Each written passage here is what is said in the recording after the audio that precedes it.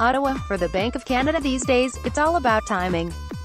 The central bank stuck with its benchmark interest rate of 1.25% Wednesday as it continued along a careful process of determining the appropriate juncture for its next hike. Governing Council has agreed that, over time, the economy would appear to be warranting higher interest rates. Our uncertainty is about how much and at what pace, Governor Stephen Poloz told a news conference that followed his latest rate announcement. For us, the case is clear. Interest rates are very low considering that the economy is pretty well at capacity, inflation's at 2%, so there is a sense that almost by law of gravity, interest rates will move somewhat higher over time, but again, the pace is a significant question mark for us given the data. The latest rate decision comes at a time of moderating growth following a strong 2017.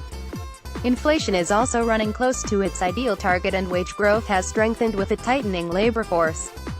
Poloz, however, said that despite the recent improvements, the economy is still unable to continue running at full tilt without the stimulative power of lower rates, at least for a little longer. He listed 4 downward forces still weighing on the economy, all of which have come under close scrutiny by a central bank that has been describing itself as data-dependent.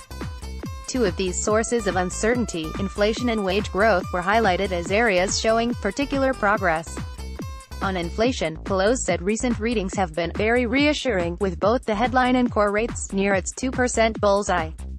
Wage growth, he said, has increased significantly over the last 18 months to reach the 3% range, although the bank noted the measure remains below what would be expected if the economy no longer had slack in its labor force.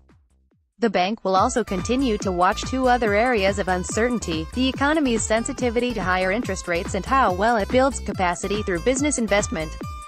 On capacity building, Poloz said he believes Canada now has a little more room to expand further, beyond what the bank sees as the economy's potential growth, and all without driving up inflation.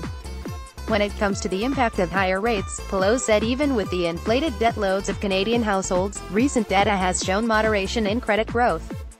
Poloz reiterated Wednesday the bank would remain cautious when it comes to future increases. Following the rate announcement, many experts stuck with their calls that the bank will introduce its next hike in July.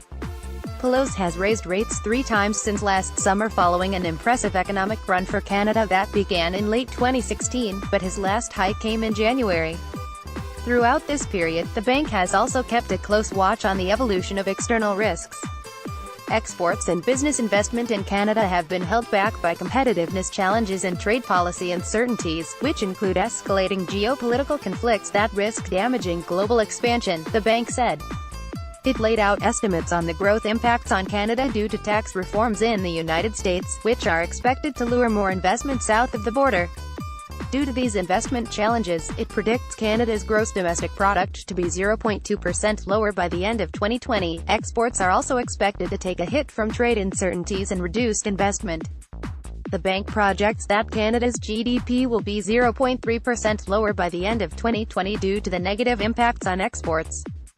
Fiscal stimulus introduced in recent provincial budgets is expected to help offset these effects by adding about 0.4% to Canada's real GDP by the end of 2020. On Wednesday, the bank also posted new economic forecasts with the release of its latest monetary policy report. For 2018, it's now predicting 2% growth, as measured by real gross domestic product, compared to its 2.2% prediction in January. That rate represents a drop from the 3% growth in 2017. The bank had been anticipating such moderation. However, the bank also raised its growth projection for 2019 to 2.1%, up from its previous prediction of 1.6%. It expects growth to ease to 1.8% in 2020. For the first 3 months of 2018, the bank is predicting growth of about 1.3%, considerably lower than its January projection of 2.5%.